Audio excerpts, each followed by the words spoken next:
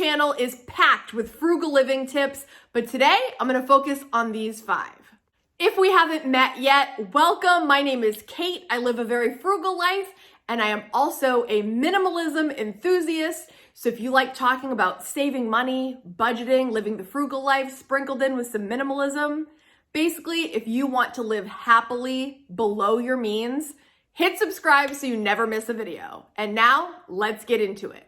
Number 1, one of the ways that I like to live a frugal life is when I am looking to purchase something, I try to find the best price with the best reviews. I have been almost duped so many times because when you live frugally, sometimes you're thinking, okay, the lower price is what I'm going to get. But frugal people also know that quality is very important when we're making a purchase, so we don't have to keep buying that thing over and over again to serve the purpose of the item that we need. So I often like to read several reviews so that I don't just grab the thing that's the lowest, because sometimes if you take the extra time and you read through the reviews, you will find that diamond in the rough that is actually the lower price, but actually the better item also. So don't necessarily fall for the lowest price and don't necessarily fall for the higher price, assuming it's a better quality because it costs more. Go ahead and take that little extra time, read through some reviews and see what the people have said is great and what is not so great so you can make an educated decision. Number 2, plan a no-spend weekend. We just completed No Spend January as a community, and we had some amazing takeaways, and I am so excited for the results that we had for that no spend challenge. So what I like to do going forward is, since I don't continue no spend into the following months as a whole for the whole month, once in a while, if I'm feeling a little overwhelmed, maybe I'm feeling a little too spendy, I like to plan a full no spend weekend filled with things that I enjoy, ways to relax, perhaps reading a library book that I took out, cooking a wonderful dinner at home, watching some shows on a streaming device that we already have paid for, playing board games with my son, just planning a weekend full of not spending money so that I can give my wallet a rest and just not feel the pressure to spend. No spend weekends or even no spend days really takes the pressure off and makes me feel relief that I'm not out there trying to entertain myself with money. There are so many free ways to entertain ourselves. And as I shared with you guys in the last video, I am a friendly introvert. So I love to socialize, but then I like to back it up. I like to do things solo. I like to write. I like to read. I like to recharge. And sometimes a no spend weekend is the perfect antidote for those kinds of feelings. You don't have to necessarily do a no spend year or a no spend entire month. Sometimes just take a weekend, designate it as a no spend weekend, and enjoy not spending any money, maybe even just relaxing and doing things for free. Number 3, get outside. Remember as a kid, going to play outside was one of the most fun things you could do. I remember spending hours and hours with our neighborhood friends, imagining, creating, and having just so much fun just being outdoors. Nature is free. Nature is such a pleasure. And no matter what season we're in, one of my favorite things to do is, for example, the beach. Just sitting on the beach, looking out at the ocean, hearing the waves crash, smelling the sand and the beachy smells that you can enjoy completely for free.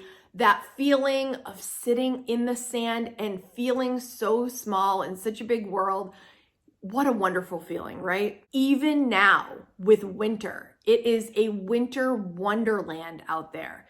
And the irony of me telling you this tip is really funny because if you ask any of my friends, I am not an outdoorsy person. You won't normally find me planning hiking trips and climbing mountains. I'm talking basic nature, you guys. One of my favorite things to do for free is to take a walk. Me and Kaden went for a walk yesterday. The snow piles are so high. He loves to hear the crunch of his boots on the ice and snow. The sun was out. The sun was glistening off the top of the snowbanks.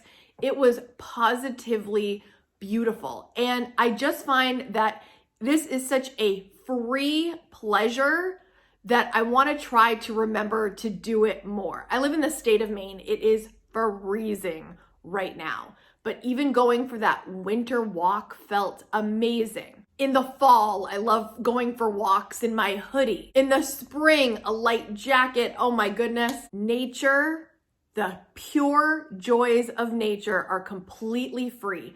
Get outside, forget about your worries, reduce your stress, and remember that childlike joy you felt just being outdoors. The wonder, the awesomeness. Okay, I digress. You get what I'm saying. Get outside. If you've made it this far into the video, take just a second and type in the comments, frugal life. Number 4, unsubscribe to hustle culture.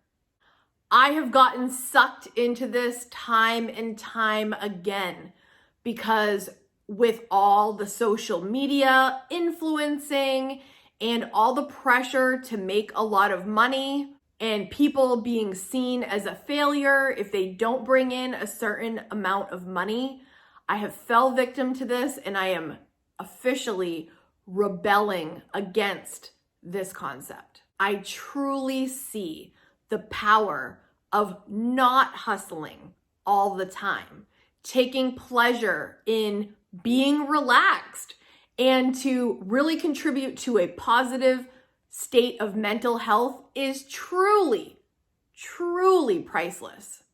I have heard countless stories of friends and family members that get sucked into this hustle culture vortex, and most of the time it does not end very well. People make themselves sick trying to attain these things that they are seeing as what they should have, when it's not really the truth at all, and we're just getting these messages of what is important to other people, but is not truly important to us.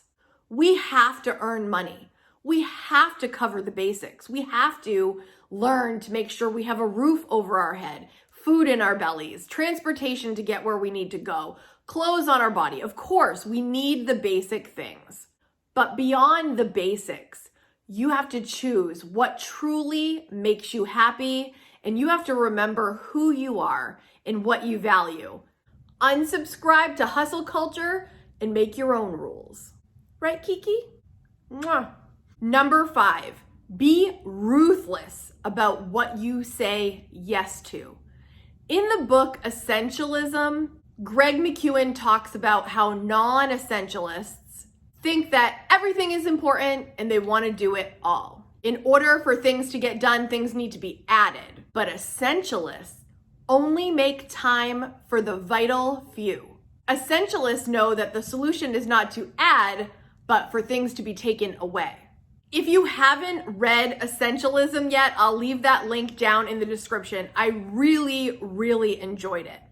Being a frugal person and a person that practices minimalism, I feel these things go hand in hand, and reading Essentialism was like the icing on the cake of all that I believe in. Your time, your money, and your energy is sacred. How you spend your time, your money, and your precious energy is a vote each day, each decision of what is most important to you. Be ruthless about what you say yes to so that your life is filled with the things that matter, and you minimize doing the things that really don't bring value into your life and that really don't matter to you. Don't waste your time, don't waste your money, and do not waste your energy. Spend it on what matters. Isn't that such an exciting thought to just spend your time, your money, and your energy on the things that you love and the things that you really want to put those resources toward? And now, as always, it's your turn. Take just a minute, go into the comments section to share with the K Squad how you live a frugal life. I can't wait to read your comments. If you enjoyed this video, I'm going to leave a couple more videos here for you to watch next. Thank you so much for watching, for your weekly dose of frugal inspiration, and I look forward to seeing you next week. Bye, guys.